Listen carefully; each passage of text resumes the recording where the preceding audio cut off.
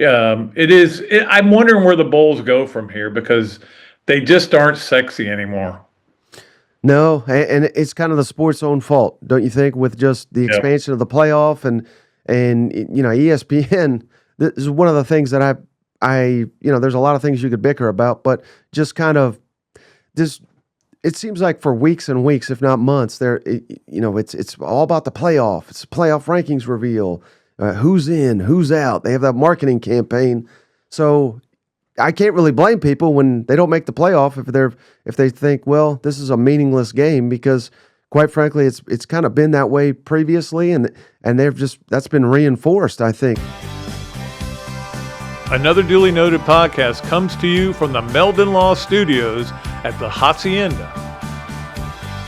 Okay, welcome in to another duly noted podcast presented by Titan MRI and Imaging, coming to you from the Meldon Law Dooley Gator Studios. Yes, I'm at the house today.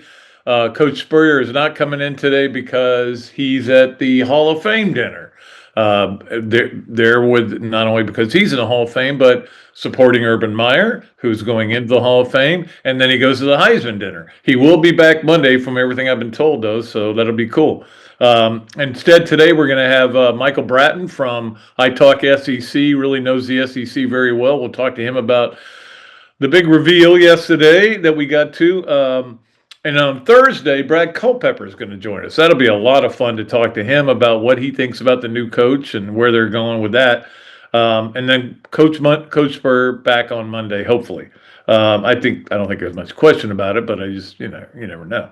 All right. So let us move along and get into our Royal Blue starting five. It is brought to you by our friend Randy Royal at Royal Blue Yacht Sales, a place to go when you need a boat. There's only one place to go, and that is Royal Blue Yacht Sales. Let's go to number one on our Royal Blue starting five, and that is the news of the week, which is really we're just keeping an eye on what Summerall's doing, and that's obviously we'll get to the game in a minute that they won on Friday night, but. I read the story on Scott Carter did. Scott Carter went out there to talk. It's the kind of thing I used to do in the old days. You go out there and you talk your way into getting to New Orleans for a couple of days. But anyway, I thought that was really interesting to hear what he had to say, because this guy is trying to basically do two jobs. And he said, man, I love this. This is heaven for me. This is working this hard on football stuff is the greatest thing you could ever ask for. That's what I want to hear from my coach. And that's the thing. It's funny because, again, I like Billy Napier fine. I didn't have a problem with him as a person. I thought he was a good human being. Whenever you would sit and talk to him or be in a situation where he was speaking, were always impressed. You're always like, hey, this guy really... I feel this is coming, and then it just didn't show up on the field. We all know the story about that. But the difference is that this guy is saying things that I want to hear, that I want the coach at the University of Florida to say. And I said that last week with his presser, but it's the same way. Everything he's saying is what I want to hear. When you see him sprinting down the field, chasing a guy who's just intercepted a pass, that's what you want to see. A lot of energy, a lot of passion, and there's no doubt about it. And certainly the hires so far have been great. Brad White, I know we talked about him last week, but the Buster Faulkner hire as his OC, he's got an OC. Yay! We knew he was going to hire somebody, but the bottom line is we went through 4 years of a guy who didn't have an OC. His OC was himself. Himself wasn't good. We all know that. These are not, I don't want to kick dirt on his grave, but his Gator grave, I guess it would be. But Buster Faulkner, man, when you start reading about him, the more you read about him, this is a guy who, whatever the talent is, he'll adapt to it. I remember Urban would always say, we don't have an offense. We have plays we like to run, but we don't have an offense. We just adjust it to the players we have. And he didn't do that when he first got here. If you remember, I remember the game against LSU. They got 5 turnovers and still lost. I remember Charlie Strong calling me the next day I was in the airport, and he's like, Dooley, we got 5 turnovers and got beat. What happened there? And But the point was he was running 5 wide receivers. He didn't have 5 receivers that were any good. He was running Kenneth Tukes, and there was a walk on in there, and he was trying to run the spread without guys that were good enough to be in the spread. And he did have to adjust during the season, but there was an offense. We all know there's an offense. And I think in this case, with Faulkner, he is a guy who, look, if a quarterback can run the ball, we'll run them a lot. And you see that with, obviously, with the quarterback they have now, Haynes King, who I think his eligibility is up, but he may be an appeal guy, and who knows? Maybe he ends up coming here. I'm just saying. I'm not saying. I'm just saying. But everybody seems to really like this guy as a hire. Everybody's going on and on about what a great hire. Look, I've watched a lot of Georgia Tech football the last couple of years. He's a really good offensive coach. He gets guys open. He gets guys into space. He knows what he's got, what he's about to inherit here. Potentially an elite wide receiver group. And I say potentially only because you don't know if their guys are going to leave, if they're going to get in the portal, if they don't get the money they want, blah, blah, blah. We all know how this is all working these days. But hopefully, Trey and Dallas Wilson both come back, and after their surgeries and injuries and everything that they've had. And then we'll see the other coaches and how that all works out, whether they're going to do. The interesting thing to me, I was actually talking to Zach Albaverde about this. And Zach is really good. And again, it's taken over my radio stuff. I'm off radio, and I thankfully am off radio. But he's now doing it and doing a great job. So, but Zach's a good dude. I mean, I really lean on him a little bit for some info because he's more connected than I am, obviously. But he and I were talking about this, about coaches that could be coming back, that are on the staff now. And my gut was, Jabbar Jaluki is a guy I would think you would want back, even though he was suspended for 3 games because of the altercation in Baton Rouge. And I don't know that is a big deal. He was just standing up for his players. But he is Jaden Ball's coach, as we know, and he did a really good job. He's always done a good job with the running backs. I would think he'd be a guy. I would think that, it'll be interesting to see what they do with Mike Peterson, whether they offer him a job. Again, linebackers, he's kind of an edge coach, and he did a pretty good job with those guys. But the interesting thing that we were talking about was Bam Hardman's on his staff. Bam Hardman, former Gator, wants to come home. You know that. He's been on his staff at Troy and here. Brad White is an outside linebackers coach. Bam Hardman coaches the outside linebackers. Mike Pete, somebody who's going to coach the outside linebackers, who's going to coach. It'll be interesting to see how it all works out. But look, we're at the point now where we're just like, whatever you do, do it. Whatever you are comfortable with, do it. You got an OC. We haven't had one in here, and that wasn't a head coach in how long? 7 years? Yeah, Mullen was OC, and then Napier was the OC. So there's a real OC and an OG too. Anyway, we'll see how that all works out, but certainly he's off to a great start with that, and also brought in the, although I don't think it's technically official yet, their operations director from Tulane. There's been some conversations back and forth with people. Hey, you sure you need to report that? It's not a done deal. But anyway, we'll see what happens all there. But the bottom line is the first 2 hires, good hires, very good hires. And that's what we want to see. We want to see that continue. And we'll see where it goes. And we'll see if any other players. I mean, I would think they'd keep Gerald Chapman, because he's done a pretty good job with defensive line. We'll see. But again, a lot of this is going to come out piecemeal, as you know. That's how it works with coaching hires.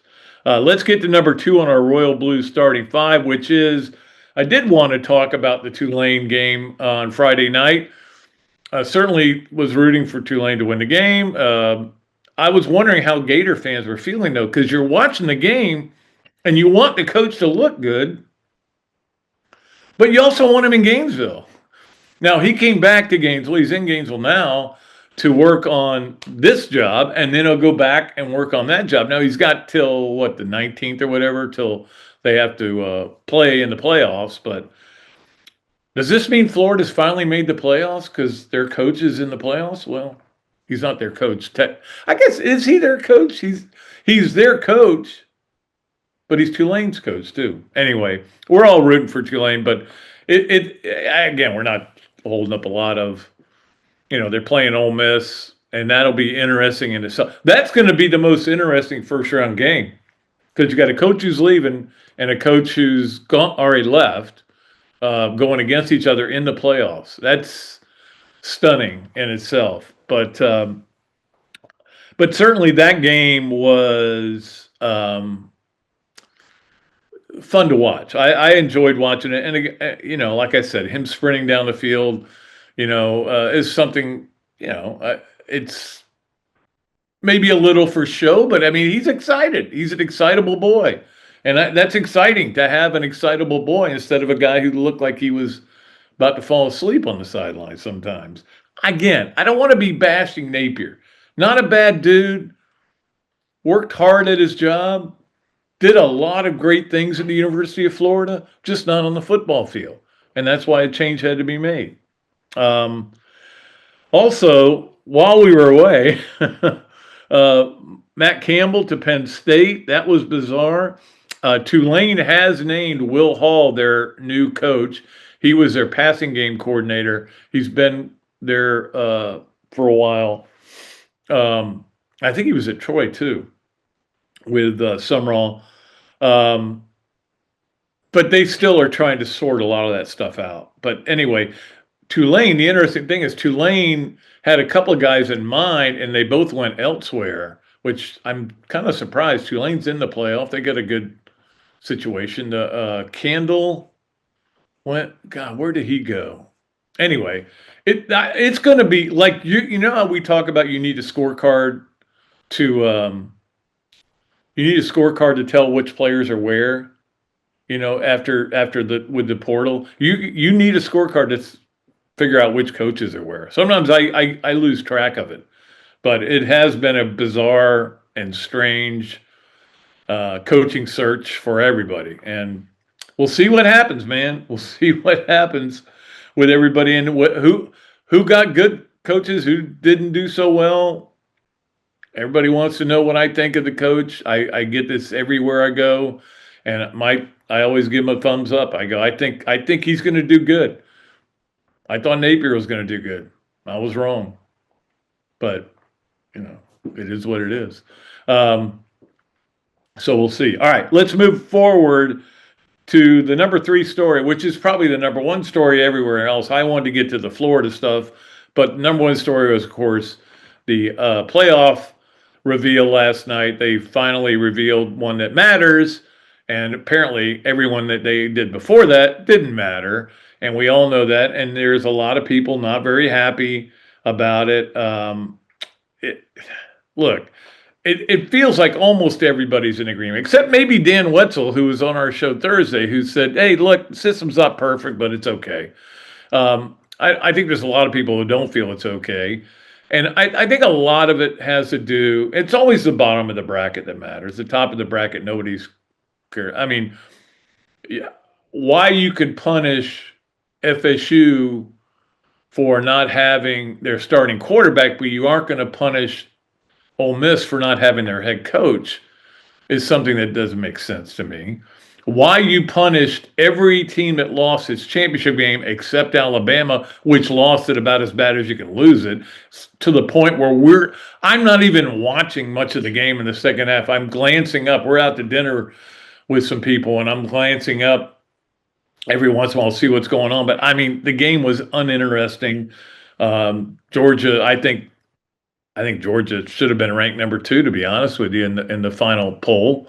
I just think right now I'd put them ahead of Ohio State if I think who's the better team coming in.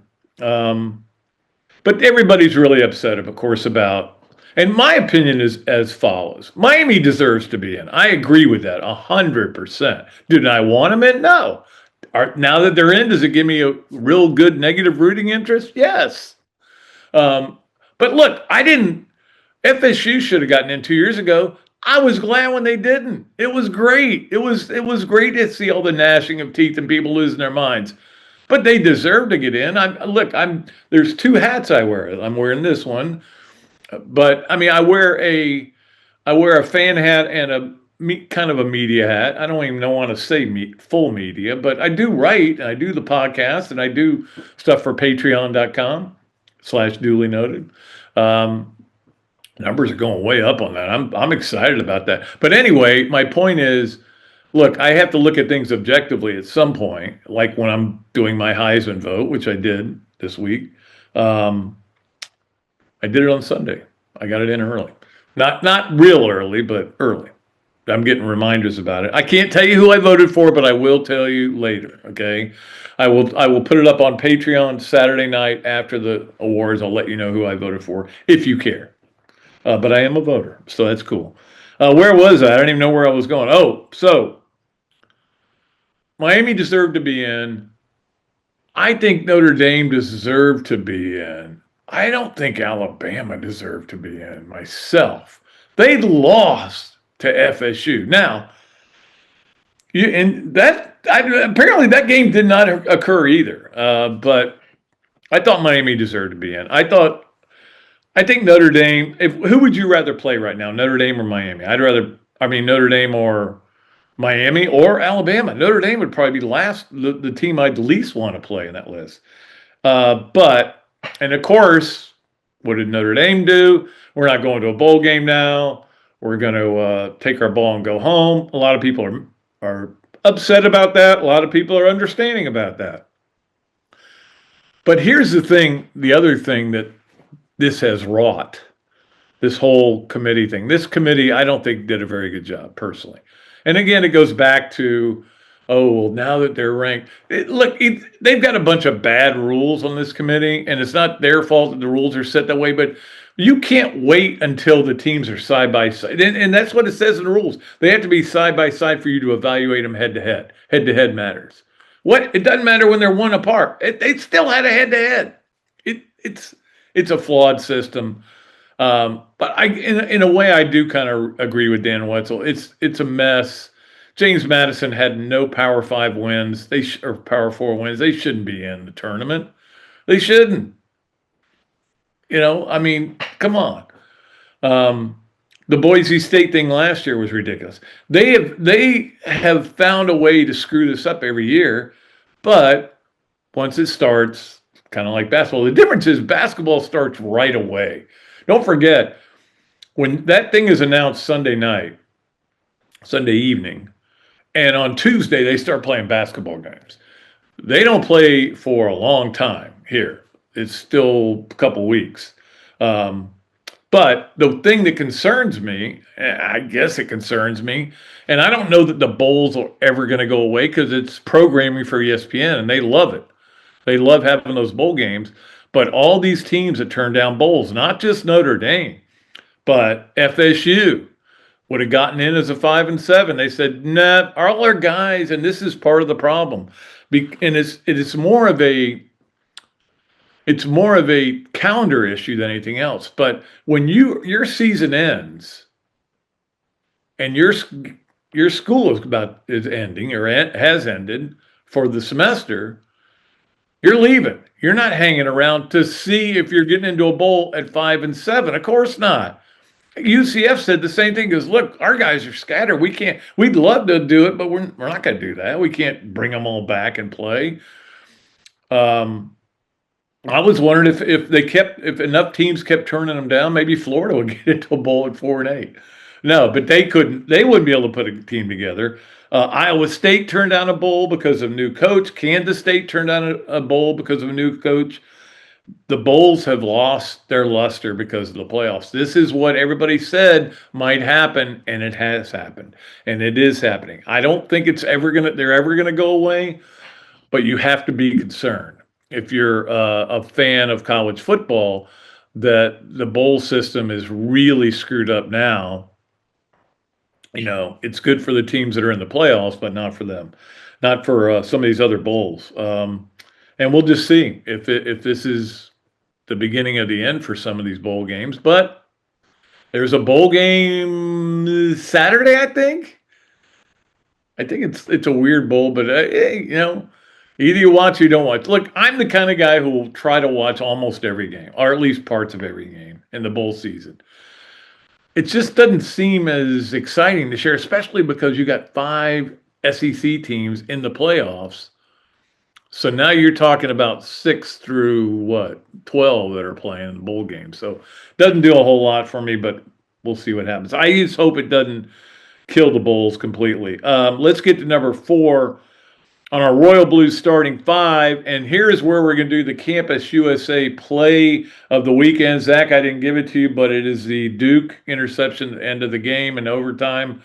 I retweeted, so you should be able to find it. But I did want to talk about that game, Duke beating Virginia. I was rooting for Duke. I got to be honest. I wanted the chaos, and a part of me was hoping that maybe the ACC would have no bids and then it would blow everything up. I like chaos and blowing things up and starting over.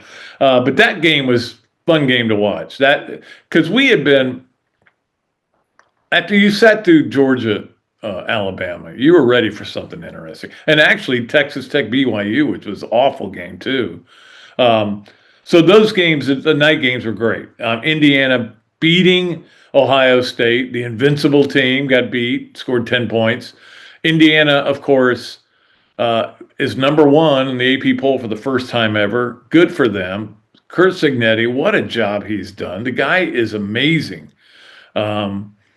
To do what he did last year, and we're all going, man, that's so weird. Well, all those guys are going to be leaving because he pulled them all from James Madison. But, now they're 13-0 and number 1 team in the country. What? He's pretty amazing. So you had that going on. All the other bowl games, all the other championship games going on as well. But, Alabama, I just don't know where their effort is, or I don't know that they have that championship gene. They just don't make plays. I don't know, man. I would not have them going. Look, they got to play Oklahoma in the first game, which they played already this year. Oklahoma's got a great defense. Alabama's got a shaky offense right now, especially with those running backs out. Now they'll get some back, but you rush for -3 yards. Florida rushed for 110 against the same team. So I don't know. I think it was 110 they rushed against Georgia. Alabama -3. That's I don't know. Anyway, let's get to our Campus USA play of the weekend right now. And that is this interception that took place in the Duke game. Obviously, Duke beating Virginia. The game was in overtime. And that play clinched it. I don't know why Chandler Morris was throwing that pass there. But, hey, overtime people do strange things. So, Zach, we got it queued up, ready to go? 4th down conversion there. Okay, so here's the play, and I like the play, the throwback, but the guy's not open. Luckily, Duke intercepted it. I saw a lot of those throwback plays. I saw the one that Alabama did was great, where they threw it over the middle of the field, and then he threw the ball. I thought and that's the thing. I always believe that you should run those kind of plays early in a game rather than at that moment in the game. Certainly to lose the game that way. Felt bad for Virginia. I mean, they had a chance to win their first ever championship. Instead, the Dukies. Yeah, well, we'll talk to Coach Spurrier about that next Monday, about that happening. But that was our Campus USA play of the game. Campus USA, of course, the place where I bank, and that is where Coach Spurrier banks as well. He is a spokesperson for them. And we appreciate Coach when he's on. He'll be back, of course, on Monday. All right. Let us wrap up our Royal Blue starting 5 with our Olympic Gator of the weekend, which is brought to you by our good friends Steve and Christine Wendig at Bossart Realty. They do a great job over there. Steve and Christine, big supporters of women's athletics. And our winner this week is, again, I'm going to screw this name up, even though I've heard her name said on TV because I watch a lot of women's basketball games. But Needy Yeek or Yak or Yuke, Yiech. I tried to look up the pronunciation guide for it. I couldn't find it. So Needy Yike. Anyway, she's a freshman, and she's from. I remember when she came down from Canada, and everybody was excited about her. She kind of hasn't done a ton this year, but she had a really good game against South Alabama on Sunday. Florida won, and she had 14 points and 10 rebounds. So her first double-double, and she really hadn't put up a lot of points, but big game for her. Her first double-double of her career. Florida is off till next Sunday. They're 9-2 now. Like, they don't have any good wins. They've got they're 9-2. I'm not going to complain about a 9-2 team, but man, that Virginia Tech game is staying with me. They could have won that game. Anyway, they're off until next Sunday. So again, this is the time of year when people are taking time off. You know that. So that is our Royal Blue starting five. We will take a break. When we come back, we will have Michael Bratton from I Talk SEC. He knows the SEC, and we'll talk to him about the 5 SEC teams that got in, and does he have any excitement for the bowl games? We'll find out here on another duly noted podcast presented by Titan MRI and Imaging, coming to you from the Meldon Law Gator Studios. Titan MRI, North Central Florida's premier independent diagnostic testing MRI facility. At Titan MRI, we're focused on you, the patient, having a great customer experience. Our MRI equipment is modern and 75% quieter than any unit in its class. And our MRI unit has one of the largest openings of any of the newer high-strength MRI units, which allows comfortable scanning for potential claustrophobic and larger patients. At Titan MRI, we look forward to serving you. Adams Rib Company has been a staple of Gainesville for more than a decade and a staple of the Dooley house ever since Kelsey's teeth came in. The first time I walked into Adams, I told my daughter that the green beans are always a test of a great barbecue restaurant, and they were perfect. You know about the ribs that melt in your mouth, and my favorite, the turkey plate. But be sure to go in on Fridays for Nana's Fish Nuggets. They will melt in your mouth. Adams Rib Co., a Gainesville great. Hey Gator fans, the holidays are here, and you know what that means. Great food everywhere. Pies, cookies, all the food we just can't resist. But here's the thing, you don't have to give it all up to lose weight and be healthy this holiday season. BMI TeleMed can help you enjoy the holidays and keep your weight on track. Their medical weight loss program gives you the medication and the support and the guidance you need. You can still enjoy the holiday food, you'll just eat less of it. So you can actually lose weight and not add the pounds most of us do this time of year. Start the new year ahead of the game. Visit our friends and Gator alums, Charlie Gonzalez and Bob Parado, at bmitelemed.com to learn more. That's BMI TeleMed, achieve and maintain. Okay, welcome back to another duly noted podcast presented by Titan MRI and Imaging, coming to you from the Meldon Law Gator Studios. It is a great pleasure to bring on my friend Michael Bratton from I Talk SEC. He does a great job of talking about the SEC. And of course, usually we have Coach Spurrier on here, so I told him he's got a little pressure on him to live up to that legendary status. You're going to have to say something really controversial so somebody can write about it, Mike. Oh yeah, I mean that's the goal of today's episode. Always a pleasure, Pat, and I'm certainly no legend like Coach Spurrier, but I have been known to get in trouble with my mouth, so I'll do my best. Well, good for you. So you went to the SEC championship game. Did you have trouble? Did you have to drink a lot of coffee to stay awake? That was pretty bad. Well, thankfully, no, I didn't, just because we've had so many beers. So we don't go to the press box like a normal outlet. They won't even let us touch that, which that's fine. They shouldn't. So we probably had about a dozen beers that day spread out. So we were rocking and rolling. I think that's part of the reason I'm a little bit under the weather now. Well, and it certainly was a boring game. Again, I don't. Alabama. If Alabama had been left out, I'd have been okay with that. Notre Dame being left out, I'm kind of okay with that. Miami being left out, it would have been okay with that. And that's the problem that they had to deal with.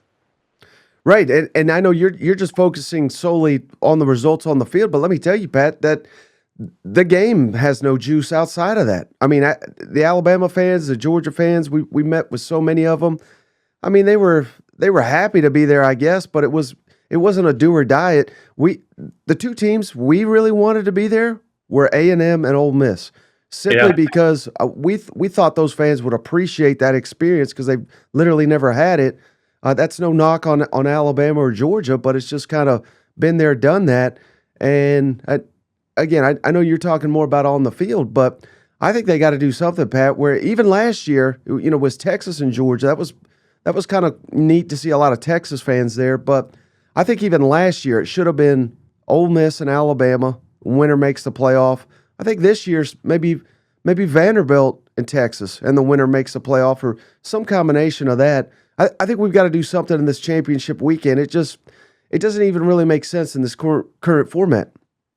Well, I'm not a fan. I wish they would go back to divisions. I think that kept other teams in the race. Now it's, it is what it is, but I'm not a fan of it. But certainly I want to bring up Vanderbilt because I don't know what else Vandy can do other than going 10-2 to get into the college football playoff. And they have to expand it to 100 to get Vandy in, apparently. But and they didn't even have a chance. They weren't even close to being in. And I felt bad for them. I think everybody would want to see Diego Pavia in the playoffs, but that's not their job. Right. And if nothing else, Pat, we have to praise Vanderbilt for not pulling a Notre Dame and quitting, taking their ball and going home. At least they're going to be man enough to show up and play, I believe, Iowa in the bowl game. So, but I'm 100% right there with you. And I had this discussion with someone else, and I know this isn't fair to everyone else, and this shouldn't be a part of the criteria. But is this ever going to happen again for Vanderbilt, where they go 10-2 in this conference and have a shot at the playoff? I mean, it may, but I think realistically, this was kind of a one-off here, and to have that great a season and not have a chance to play for a college football playoff, man, it's just I feel horrible for Vanderbilt. I really do. Well, and again, it's one reason that I will say this. I'm not allowed to give you my Heisman ballot, but I turned mine in yesterday. But Pavia is on it. Let's just put it that way. And the main reason I put him on was because nobody's done more for their school than Diego Pavia. Not only this year, maybe in the history of sports, where this guy just lifted this up on his shoulder. And you watch their games. I mean, he would just do these unbelievable things time and again. So I don't think he'll win. I think Mendoza will win, but he's certainly, the world's a lot more interesting with guys like Diego Pavia in it. Yeah, and to your point, not just Diego, but Coach Clark Lee. I mean, they've been saying it for multiple years now. We're building a program that can win a national championship. We want to compete for championships. Diego was on our friend Paul Feinbaum's show, and Paul said, "Excuse me, can you say that again? National championship? You must be kidding." I mean, credit them for putting it out there. They were mocked relentlessly, and I feel like they kind of did their part to play for that championship. But once again, they're just not being given that opportunity. I think, unfortunately, in large part due to the Vanderbilt brand, and it's obviously the weakest brand in the Southeastern Conference. I think among the Power Four, it may be the weakest brand, but again, it's not their fault. It's not Diego Pavia's fault. It's not Clark Lee's fault, but it is the way things go. And that's the other thing is when you see some of the what they're talking about. Well, once Tennessee slipped out of the top 15, that it's not as big a win. They slipped out because they beat the crap out of them. I mean, anyway, I don't want to go off on that tangent. Well, let's talk about the 5 schools that are from the SEC are in the playoffs, and that part of it is going to be fun. They don't want. That's one reason they didn't want the 4-4. They think they can get 5 and 6. And that's that. Even though they could have gotten 7, and if Texas and Vandy get in, although I don't think Texas deserved it. Texas lost to Florida. You lose to this Florida team, you cannot get into the playoffs. I think that's one of the mandates from the playoff committee. Yes. You lose to an interim Billy. Just thank goodness John Summerall. His name's not Billy Summerall. I don't think he'd be fit to. We got too many Billies down there in Gainesville. Too many. There's no doubt about that. But I did want to ask you what team you think has the best chance to advance and go forward of the 5 that are in here. Well, I mean, I think obviously you got to start with Georgia, right? With the way they've been playing the last couple of weeks, and Kirby's got one of the youngest teams in the SEC, and I think, quite frankly, they look like that through much of the year. I know they're uber talented, but week after week, they seemingly have getting better and better, particularly on the defensive side of the football, and man, they look really, really good. So I think Georgia is obviously that team that probably the Southeastern Conference best opportunity to win a national championship, but I don't think we should rule out Texas A&M either. I mean, they were 11-0. I know there was a tough defeat at Texas, but you know, a lot of these teams, there's just one they can never seem to get over, right? And for A&M, it's clearly that's Texas. So they won't have to go through them because they didn't make it. That's to me, I think that's the best round 1 game too. Is Texas A&M hosting Miami? I think if A&M can beat them, at times they've looked like maybe the best team in the entire country this year. If they can kind of recapture that, maybe they could be last year's Ohio State, which suffered a terrible defeat but got hot in the playoffs and they looked unstoppable. Yeah, I mean those receivers that they got out of the portal are really good. I mean, I do like A&M, and you're right. A&M Miami will be a fun game. I know a lot of Gator fans have told me, I'm gonna root for Ole Miss this year. I'm gonna root for Ole Miss because those guys didn't do anything wrong. The players didn't do anything wrong. We love the Trinidad Chambliss story. Oh, who they play in the first round? Oh, Tulane. I guess I'm rooting for Tulane because it's John Summerall. So they're conflicted right now. I can tell you that. Yeah, and this is going to be kind of one of the more intriguing games, not just for Gator Nation, but obviously with Lane Kiffin, or as I call him, Lane Quitton, no longer there. How will Ole Miss look without Lane Quitton? I think that's arguably the biggest storyline entering the first round games, because who knows? I mean, particularly if Tulane catches a break early or maybe just jumps on Ole Miss, how will the team handle that? How will Pete Golding handle that? I think that'll be really interesting to see. Or will we get a team that is highly motivated to prove their deplorable coach wrong and shouldn't have left us? And who knows? I mean, that's why we love this stuff, right? Because it's so unpredictable. But yeah, that's going to be fascinating to see. And I love the fact that it seemed like so many Gator fans were completely against John Summerall when that got announced, and I think they have quickly turned around. Pat, I've talked to so many people in this business that cover him or cover the job he did at Kentucky or at Ole Miss. I literally can't find one person to say something bad about him. I think Florida, they may have gotten a better coach than Lane Kiffin. And Buster Faulkner, that hire too, is everybody's raving about that. And I've watched a lot of Georgia Tech over the last couple of years, and I think he's going to be a good coordinator. Brad White, from Kentucky. I think those 2 hires have got him off to the right start, and we'll see how it all works out from that point on. But I just think, and let's see if you agree with this, Mike, and that is, Florida has lacked an edge the last 4 years. There's not been an edge, and it's hard to define what an edge is, but I know it when I see it. This guy clearly has an edge, and you saw that during their games Friday night. He's running down after the guy with the interception. I mean, this is the kind of enthusiasm Florida football needs right now. Yeah, and it shouldn't be that hard to get it out of them. I really don't think, Pat, because I think you're right. They haven't had that consistently, but I've seen it. I thought we saw that against Texas. I think we've seen that the last couple of years against Georgia. Where they really went head to head with teams that are arguably a lot better or at least more talented, if than them. and they've been able to do it. But of course, it's not always there. So the That's talent, the thing. Yeah, it comes and goes with those guys. right? So can John Summerall get that consistently? Again, I will. The biggest storyline for every team is going to be the portal and how the team looks after that. But I'm fascinated to see who stays and who goes, not just in Gainesville, but across the SEC. But if they can kind of keep most of that team together, I think there's an outstanding shot. Florida's one of the more improved teams in the conference next year. It'll be interesting, and certainly they have to be better than 4-8. Schedule's easier, so that makes it a little bit easier. But I'm wondering what your thoughts are, Mike. About again, we're joined by Mike Bratton here talking some SEC football, but I want to talk about college football, and that is all these schools who turned down bowl games. Some because they had a new coach, some because they couldn't get everybody together. You had FSU, UCF, Iowa State, Kansas State, and Iowa State both got fined $500,000 for it. But I'm wondering where the bowls go from here because they just aren't sexy anymore.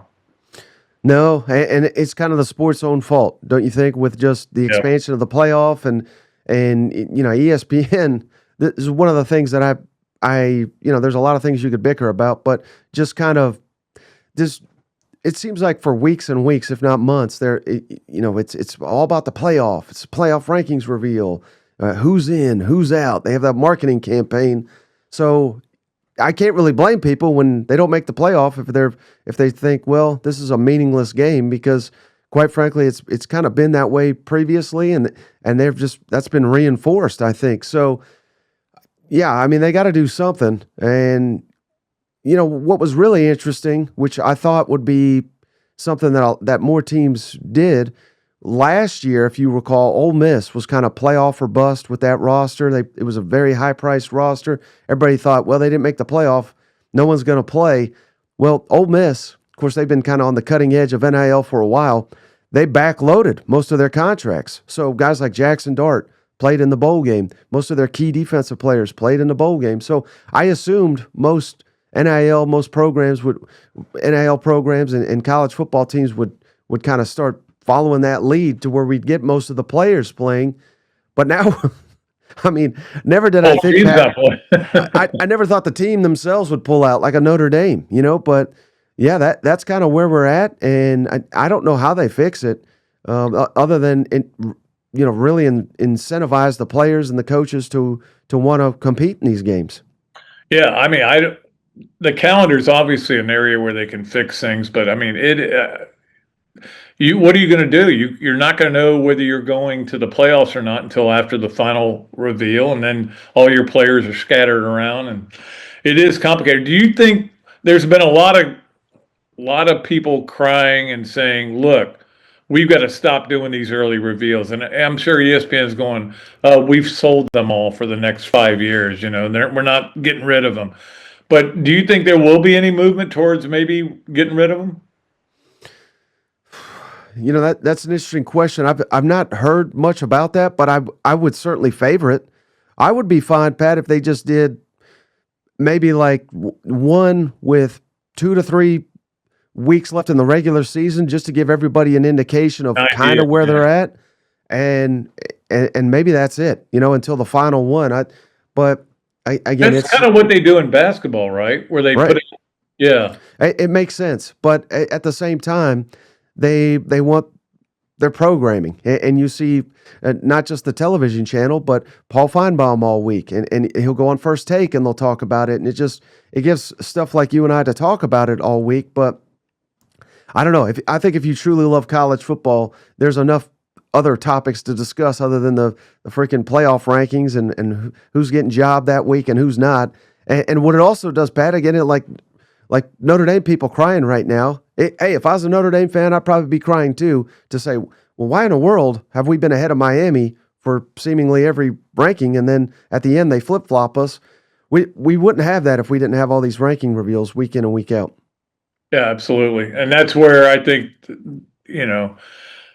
they've got a set of rules, and that's one of the rules is you don't go head to head unless you're next to each other. Why? Why is that even a rule? You played the game. And I think we're losing the importance of just having football games and the result matters. And I don't know. This is where I just don't know who can take control. Because as you know, Mike, every conference commissioner is looking out for one conference, and they don't care about the whole sport. Right. And again, it just kind of reinforces the point that these rankings are quite literally meaningless. And I've known that since the start. When if you recall, I think it was TCU and Baylor, right? Where I think they were both 11-1, and they were ahead of Ohio State all year. And then now, to Ohio State's credit, I believe they did win the Big Ten championship by a significant margin. But then they just jumped them, and it was like, well, what was the point of all the rankings all year being behind them? So year one, they kind of revealed their hand that they're all meaningless anyway. So I try not to even pay attention to it. And then at the same time, they try to reinforce how important this is and put it in our faces and talk about it all week. So it's a real catch-22 they put themselves in. Yeah, I don't know what Heather Dinich would do for a job. Heather's a good person. You know that. All right, so who do you got? Who do you got winning the whole thing? Have you already done your bracket yet? No, not yet. But yeah, right now I would go with Georgia still. Now I am a complete SEC homer, and I've not watched much Indiana or Ohio State, but I hear they're pretty good too. So yeah, certainly. But again, you never know how these teams are going to play after a little bit of a layoff either. You know but right now, if I had to put money on it, I think Georgia, just the way they're playing better and better week in and week out. And I know Ryan Day just won it. I know Cignetti's a fantastic coach, but if there's one game and I got to put my money on one coach, I still got to give that to Kirby Smart right now. He's the best coach in college football right now. I mean, Nick Saban retiring turned the mantle over to him. So, that job he did Saturday night was pretty impressive. Yeah, it was. And I was foolish enough to pick Alabama because, hey, that's what Alabama does, right? They always beat Georgia. But, yeah, I mean, basically since that block punt early in the first quarter, they could have ended the game at that point. Alabama had no shot in that one. It was Georgia all the way. And, I mean, Georgia didn't even really do anything too impressive on the offensive side of the football. They were just giving short yardages, and they converted. And I think it was a 17-yard touchdown drive, a 20-yard one, and maybe a 40 one. But yeah, I mean, they took care of business, and they're marching on to the playoff. They are, and it'll be fun to watch. We'll get into it. I don't know how into the bowls I'm going to get this year because, there's, again, Notre Dame not playing a bowl game is not going to ruin my life, but it's certainly taking a little luster off. Again, with 5 SEC teams in the playoff, now we don't have SEC teams as many to watch in the non-playoff games. But right, and I don't know about you, Pat, but it's always, I'm sitting around, I'm like, well, what am I going to do tonight? And then, it's Boise and Navy. I'll just turn that on. So it's good background during the holidays, if nothing else. That's what my wife loves. She likes to put a game on background and then, decorate something, and I go, who's winning? She goes, I'm not sure, but I have to have it on the back. So, Michael, it's great talking to you again, buddy, and appreciate your time, and good luck with everything, and get healthy, okay? Absolutely. Thanks for having me. I'm here anytime you need me. All right, we'll be back with more of another Duly Noted podcast presented by Titan MRI and Imaging, coming to you from the Meldon Law Gator Studios right after this break. Meldon Law has been serving personal injury victims since 1971. In those days, Jeffrey Meldon's presence as an attorney in the music scene dubbed him with the nickname the Hippie Attorney. And although times have changed, two things haven't: our commitment to bettering our community by helping the injured, Albert, are you ready to go to the game? and our love for the Florida Gators. If you bleed orange and blue, Meldon Law is the firm for you.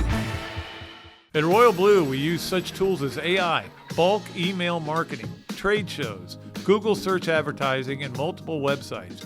We take a much more proactive approach to getting your boat sold in a timely manner. With our extensive client list and broker-dealer network, we can track down vessels that might be perfect for you and your family, that may not even be listed for sale yet. giving you the right of first refusal. We have spent the last 15 years in boat sales observing and listening to our clients. In response to our findings, we have constructed a custom yacht brokerage that strives to fit their needs and not ours. Call us today to schedule a consultation to see what Royal Blue can do to solve all of your boating needs. Call Randy at 850-974-1294. Great food, great atmosphere, a diverse menu, everything made from scratch, plenty of space, and locally owned. These are all the characteristics of a great restaurant, and you can find each and every one of them right here in Gainesville at Ballyhoo Grill. Ballyhoo Grill prepares all of their food fresh every day, from their salad dressing to their award-winning soups. Bring your family and enjoy dinner under the Tim Trebo Tiki Hut while listening to live music. Or if you're running low on time to eat out, they also deliver through Uber Eats, Bite Squad, and Postmates. A Gainesville staple that's been open for over 30 years. Check out Ballyhoo Grill on Facebook or at ballyhoogrill.com. Okay, welcome back to another Dooley Noted podcast presented by Titan MRI and Imaging, coming to you from the Meldon Law Gator Studios. It is time for us to play our game, Yes, No, Where, Maybe, and coming to us on the Big Mills Cheesesteaks Zoom line, the great Robert A. Andrew. How are you, Robbie? Did you enjoy your football watching this weekend? Good, Pat. Yeah, I really did. It's a little bit scary. I don't see anybody out there better than Georgia right now. The way they're playing on defense. I thought they should have been the number 2 team on the playoff. Yeah. Oh, I agree. They won their conference championship, and they won the best conference, right? Yeah, they should be. Yeah, they should be number 2. Ohio State. What are they? Why are they there? Just because it's a lazy committee. I think there's a lot of lazy voting on that committee. Yeah. And again, we'll get into it, but I don't know that. Not only does Georgia look good, but man, Alabama looked bad. I'm still surprised they got in. Yeah, Alabama looked like the Alabama against FSU, Pat. They did. That's what everybody was saying. Yeah. Yeah, they got physically dominated in that game. It wasn't even a contest. Kind of like when I used to physically dominate you on the side yard there. Yeah, I really can't remember any of that, but there's a lot of things we don't remember. Went down the field. That's all I got to say. Yep, that's right. All right, it is time for us to play Yes, No, Where, Maybe with Robbie A. Andrew. It is brought to you by Big Mills Cheesesteaks, street dining done the right way. And of course, if you go in there and say, "Hey, I listened to your podcast," free fries with your order, and we appreciate our man Keith Miller over there at Big Mills Cheesesteak. They do a great job. All kinds of different foods you can get over there, and it's a great place to go eat. It really is. I may go there today, actually. All right, Yes, No, Where, Maybe. Robbie, number 1, you are beside yourself that Notre Dame got left out of the playoffs. Yes, Pat, I'm beside myself with happiness over it. And the way they've reacted to this whole thing too is just like a spoiled child didn't get his way, so he's taking his ball and going home now. So the rest of the world doesn't care if you're skipping out on your bowl game. We don't care. Do you think if it had been something other than the Pop-Tarts Bowl, they would have been able to go play? Maybe, yeah. But I think maybe they were offended by that. Yeah, but the thing is, Pat, Notre Dame, they lost head-to-head to Miami, so that should mean more than anything else. And Notre Dame's schedule wasn't all that great. I mean, Miami's the best team they played, and they lost to them. I had no problem with Miami I thought Miami should have been in all along, and I was hoping they wouldn't, but now I got something to negative root against. So yeah, but they definitely deserve to be in there. But Pat, I've never liked Notre Dame. Do you remember when we were kids on Sunday morning, they would show the replays of the Notre Dame games? Yeah. And if they lost the day before, you couldn't wait to watch the game on replay. It was great. And now we take you to further action. Yeah. Lindsey Nelson. Yeah. That was great stuff. But yeah, it's funny. I was raised a Catholic, but I never liked Notre Dame. I always rooted against them. You've always influenced me that way. You root for the convicts over the Catholics. I don't think I was rooting for Miami that night. No. But it'll be interesting to see what the ramifications are of all this and whether the bowls. Robbie, I was talking about this before. All these bowl teams, FSU, UCF, Iowa State, Kansas State, all turning down bowls, and the bowls aren't much of an incentive anymore. Yeah, and another thing, Pat, all these 5 and 7 teams once the year ended last week, that was it. They're They done. bolted. Yeah. Players are gone. There's no way to get it back together to play a meaningless bowl game, and why even bother with it at that point? But you're right. The other bowl games don't mean anything now. Yep, absolutely. All right, let's get to number 2. And on Yes, No, Where, Maybe, brought to you by Big Mills Cheesesteak with Robbie Andrew. Number 2, Buster Faulkner will be a better offensive coordinator than the previous offensive coordinator. I think my answer to that is duh. Yes. There wasn't another offensive coordinator. Billy Napier was calling the plays all along, and he's taking that up, to James Madison. Good luck with those people. They're used to great offenses up there. They're not going to get a great creative offense with Billy Napier calling the plays. But yeah, the Georgia Tech guy looks like a great hire, a home run hire. When you've got Georgia people saying unbelievable hire, then you've done well. So the thing is now, are they going to be able to keep him? There's talk that Southern Miss is trying to hire him as the head coach. So I thought Southern Miss went ahead and hired a guy yesterday. Maybe I'm off on that. Yeah, I know Tulane hired their guy today. Their passing. Yeah, game. Will Hall. Yeah, he was on the staff. I thought they hired Charles Huff for some reason. Yeah, I don't even know who that is. But Florida's offensive coordinator is going to be much better than the last one. So yeah, even if this guy leaves and they get another one, they'll find somebody else. But can't be worse. hopefully he Can you stays. imagine that the first time that they throw a 3-yard pass on 4th and 4 up at James Madison? Exactly. Media is going to go nuts. Yeah, or a 3rd and less than a yard when you want to kill the clock, you throw a 50-yard pass downfield to a guy that's covered. That goes over well too. It'll be great. It's so funny because you're always telling me how when you're watching the game in the stands, you can call out the plays. You know what's coming. And I started doing that at home during the FSU game, even for the FSU game, which is not Napier, but it's still the same basic offense. Yeah. I knew what play they were going to run. Yeah, they were stuck in that mindset created by him, and it just kind of carried over, to the interim coach, to Gonzalez and the offensive guy. So, all right, let's get number 3 on Yes, Nowhere, maybe with Robbie Andrew. UConn gets revenge on Florida in basketball on Tuesday night, tomorrow night. I'd like to say maybe, but I think it's a yes, Pat. I mean, Florida did a good job coming back in the second half against Duke, but they've got issues at guard right now. I mean, the level of play was so great last year, and there was going to be a downturn no matter who you got. But right now, Lee is really struggling. I don't even know how much he's going to play moving forward unless something changes. So, in the guard plays, UConn's going to outplay him at guard and everywhere else. And I have a feeling it's going to be in New York. It's going to be like a home game for UConn. So, and they were bitter about that loss last year. And, I think they're still talking about it. And I think it'll be a factor in that game heading in. Well, we know that their coach was bitter about it. So he definitely was. Yeah, I'm with you. I want this team to be better than it is, but I just me wanting it's not going to make it any different. Yeah. My feeling on this, Pat, though, is I think they are going to get better as they go through the year, and I think they're going to be a really good team at some point in the year, and they'll be in the tournament. I think they'll have a chance to advance a little bit. So I think give them time to play together and play more games and get that chemistry going. I think Duke is one of the 3 best teams in the country, and they had that game won. They could have won that game, so I give them credit for that. So yeah, that was definitely a step forward. We'll talk to you next Monday, okay? Okay, Pat. Take care. Have a good one. All right, see you, buddy. Yeah. Okay, always great to have Robbie on for Yes, No, Where, Maybe, and on Thursday we'll get Brad Culpepper to do a little Yes, No, Where, Maybe.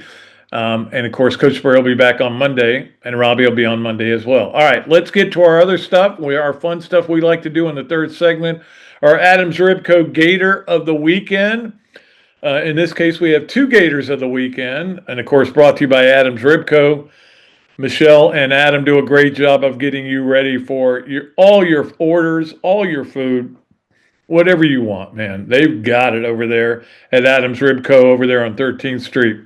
Right next to Big Mills, by the way. So we love our sponsors being close together. All right, our Gators of the weekend are Nick Zimmerman and Jonathan Garber. Now, for a lot of you have no idea who I'm talking about, but They have been named, Nick Zimmerman named the head soccer coach at Florida, Jonathan Garber, his assistant. They've been together. They know each other. It has been a drought at the University of Florida when you think about what Becky Burley was able to do. And then everything started falling off at the end with her. They hire a coach. He has issues. He gets fired. They hire another coach. She just can't score. They're losing every game is 0-0 or 1-0, and they lose. And they had to make a move, and they brought in this guy from Mississippi State who seems to know what he's doing. And it was pretty awesome how good they were last year. They kind of came out of nowhere and did really well. So, look, it's not an easy job. I can tell you that. You actually play now in a pretty nice stadium. Now that you've moved from the track field to the lacrosse field, which is still now the soccer field too. But anyway, let's see what they can do. Let's see what these two young men can do. And Nick Zimmerman, Jonathan Garber, you're our Gators of the weekend, so my standing offer holds. I will buy you lunch if you want to go over and have lunch at Adams Ribco. All right? Let's move along to our Leonardo's at Millhopper quick picks brought to you by Leonardo's Pizza of Millhopper. You can go in there and get a dual sandwich, and then it will be very good. I promise you that. Because I've got 3 contests going right now, right? And we'll get to the Mark Gaida one in a little bit. But we have 3 contests going. 2 of them on this thing, and then 1 of them on my Patreon thing. So I had so many things to compute on Sunday, and I realized we've got so many qualifiers for the thing because a lot of you qualified multiple times. Anyway, my point is we've got a lot of qualifiers, so we're going to make a poll next Thursday. How about that? To wrap up Christmas, the holidays. So we'll make a poll next Thursday. And for a $25 gift certificate at Adams Ribco, $25 gift certificate at Leonardo's of Millhopper. And we'll do that on next Thursday. Yes, I'm sorry. My brain's not functioning as well as I'd like it to. All right, so here's our quick pick, and it's pretty easy one. Tuesday night, it's very late, so you have plenty of time to get in. Florida getting 4.5, playing UConn in Madison Square Garden. Cool venue. Lucky enough to have been there twice. Florida 1-1 lost. Actually, they went 1-2 in the games I saw there. They lost an NIT semifinal. They beat Wisconsin. They lost to South Carolina. That's a bitter loss. I would have gone to San Antonio that year. Anyway, that is your Leonardo's and Millhopper quick pick. Florida getting 4.5 against UConn in New York. Let us move along to our BMI TeleMed Overachiever of the weekend. And, of course, BMI TeleMed is the place to go for all your weight loss deals. And I'll tell you, and I talked about this a little bit Thursday, we've had people that have been part of this BMI TeleMed weight loss who have listened to our show and joined up, and they've lost 590 pounds, man. That's pretty good. That's a couple of linemen. So the thing is, the holidays are coming up, and you know how it is. And this happened to me last year, where the holidays just took it out of me because there was candy and cookie and a lot of bread, a lot of stuff. And so it's very hard to maintain during this time of the year, but you guys can do it with BMI TeleMed. It is the place to help you with your weight loss goals, achieve and maintain with BMI TeleMed. Our overachievers of the weekend, I've got all 3 of them. 3 of them today. Mississippi State, Rice, and Appalachian State. The 3, 5, and 7 teams that are in a bowl game because everybody else turned them down. Yay. I'm sure Mississippi State's pretty happy. I mean, Jeff Lebby gets to practice a little more. That is the other thing that's interesting to me is I guess Notre Dame feels like they don't need those extra practices. And I wonder how big those extra practices are because with the portal the way it is, people are going to go, hey, look, I don't need to. have extra practices, man. My ankle hurts. I'm getting in the portal anyway. I just don't. I get why people don't want to play in these bowl games, but I don't know that the extra practices are the reason anymore. I don't think it's enough of an incentive. Anyway, Mississippi State, Rice, Appalachian State, 5-7. Like I said earlier, it's amazing Florida didn't get into a bowl at 4-8. I think they were about next up in line. I don't know. Anyway, so let's move along. That's our BMI TeleMed overachievers of the weekend. 3 teams that got into bowl games with 5 wins. Let's move along to our Hesser and Kipke 3 things, brought to you by our good friends at Hesser and Kipke. I was texting with Ken yesterday because he was loving the snow game. He's been in a few snow games in his life, and I am too. I love snow games. I love to watch them. Like, it doesn't even matter who's playing. If it's being played in the snow, it's cool to watch. But Hesser and Kipke is the place to go for all your workers' compensation and family law needs. 352-339-9920, the number to call, or reach them at www.hklawfl.com. 3 things with Hesser and Kipke. Number 1, this happened Friday. I think it was Friday, yes. It's kind of hard to remember what happened every day because there was so much going on this weekend. Kentucky played Gonzaga in Nashville. And Kentucky fans were all excited. They were like, yeah, man, we own Nashville. This is our town. It used to be called Catlanta when they played the SEC tournament there. And they're trying to think of a good name to call it, Catsville or whatever. But anyway, yeah, they take it over during the SEC tournament. And now they've got a regular season game there and playing Gonzaga. And they go, yeah, we're going to dominate because we're going to have all the fans there. And they did. What they didn't have is a good basketball team, and they got beat by 30. And the fans were letting Mark Pope know about it. There was even talk of, can we get Calipari back? Well, first of all, Calipari has a non-compete, so you can't get him back in his contract. But I do enjoy Kentucky losing in basketball. I have to be honest about it. It's a long story that you don't need to hear now, but I do enjoy it. Them losing by 30 to Gonzaga made me very happy.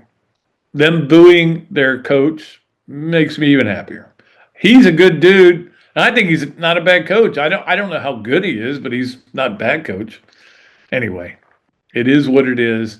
That was number 1 on our Hesser and Kipke 3 things. Number 2 was Daniel Jones yesterday. And when it happened, I was watching the game, and I went, oh, Achilles. You could just tell. And you can tell when a guy takes an awkward step and he comes up lame, that it's an Achilles. I guess it's not always, but most of the time it is. And now he's done, and now the Colts are done.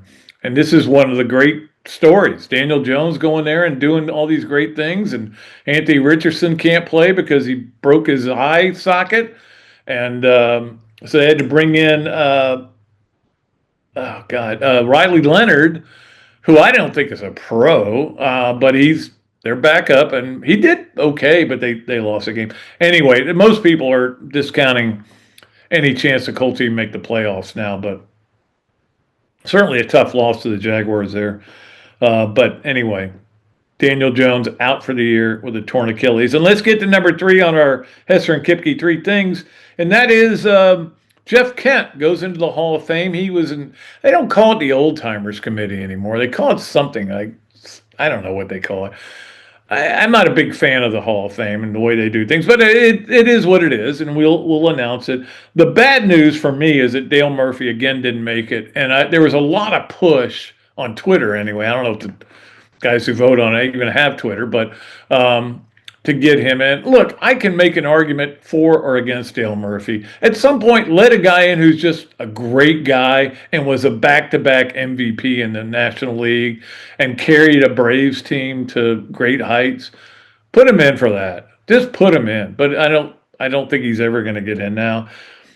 The good thing, though, is Bonds and Clemens didn't get in either. So I don't want Bonds in. I'm sorry. He's a jerk. He's the opposite of Dale Murphy in a lot of ways. Dale Murphy wasn't consistent. Bonds was incredibly consistent once he got steroided up. Bonds was a jerk to me the only time I met him. Dale Murphy, the only time I got to meet Dale Murphy is I was leaving the Fulton County Stadium, and I'd gotten a baseball from batting practice that I was carrying around. And I just said, if I see somebody, and Dale Murphy walks out, and I said, Dale, would you mind signing this for my dad? What's his name, Bob? Yeah, I'd be happy to do it. We talked for a while about the game, signed it to Bob, my dad. It meant the world to him. He had a Hank Aaron and a Dale Murphy ball. And anyway, that's my Dale Murphy story. Okay, that is our Hesser and Kipke 3 things. Let's move along to our Learner Law Club Team of the Weekend. Our club team is the of the weekend, brought to you by Learner Law. It is your place to go for any closings you have. That is they do know what they're doing, and they make it as convenient and as easy as possible. Hit them up at Learner Law. Their club team of the weekend is the Florida pickleball team. Of course, pickleball will get in there. I talked to Danny Werfel about his pickleball last week. He said, "No, I've been working on this." My brother's out with pickleball injury. Pickleball seems to be everything everybody talks about, but we all know that the UF pickleball team won the mixed doubles national championship, and follow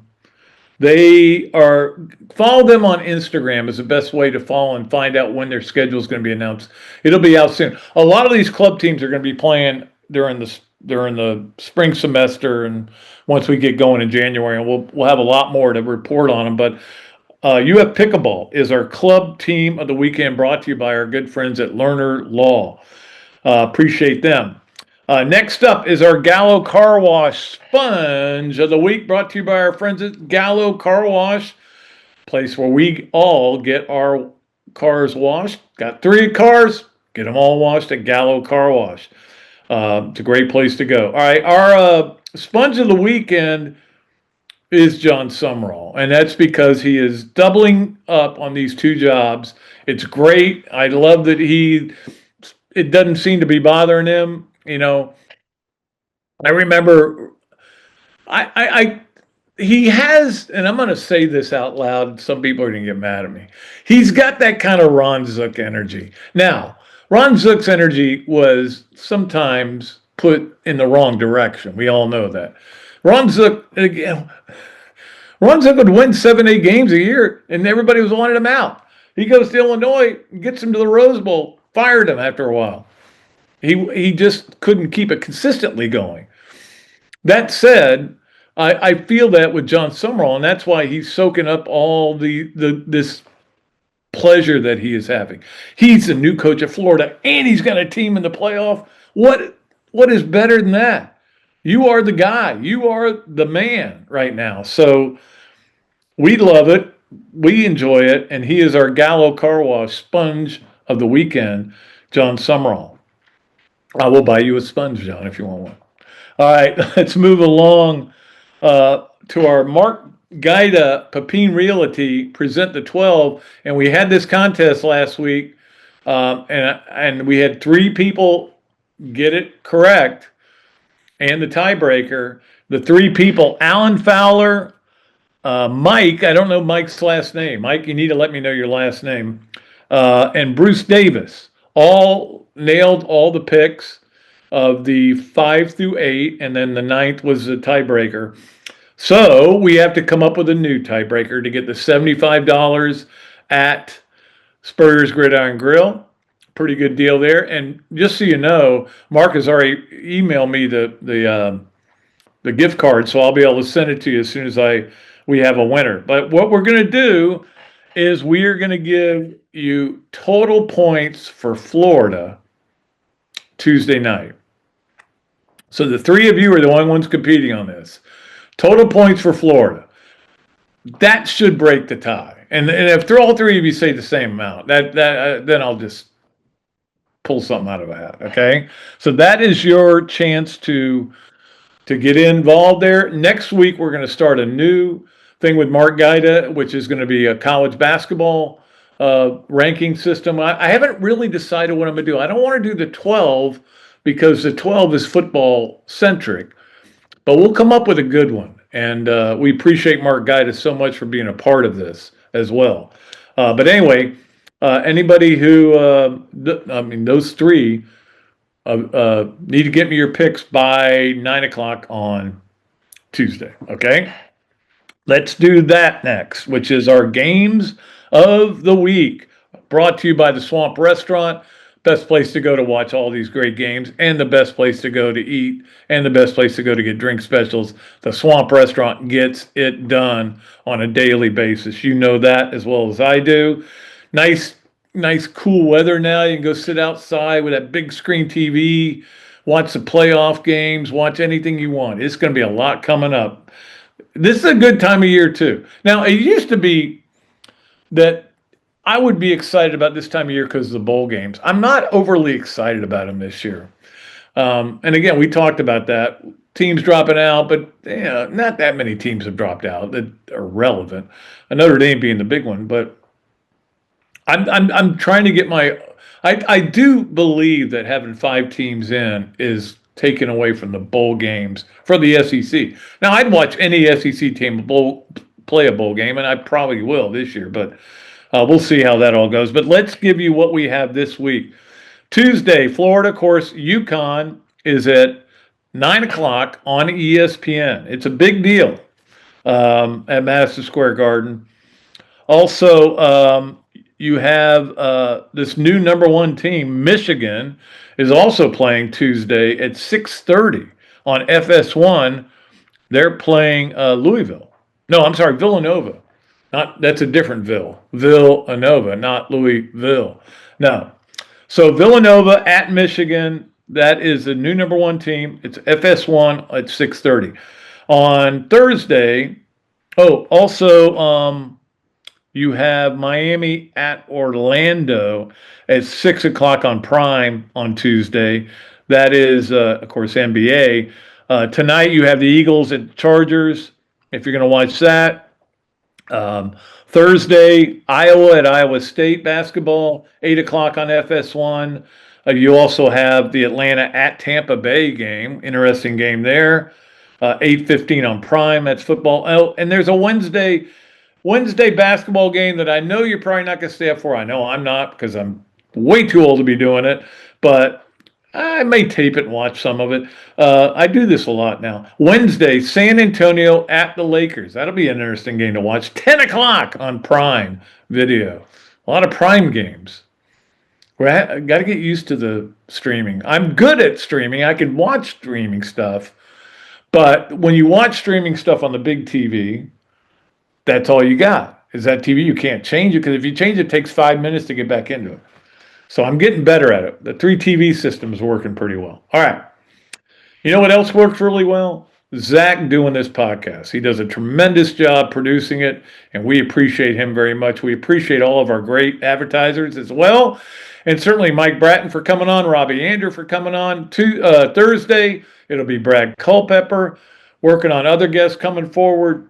We're going to have a fun couple of weeks before I am going, believe it or not, on a cruise for Christmas. I got talked into it. Yeah. I'm looking forward to it in some ways. In other ways, maybe not so much. But it'll be fun. I'm going to make it fun. How about that? All right. We'll be back with another show Thursday on another Dooley Noted podcast presented by Titan MRI and Imaging, coming to you from the Meldon Law Gator Studios here at the Dooley Dome. Until Thursday, I am Pat Dooley. I am deep. I am way back, and I am out of here.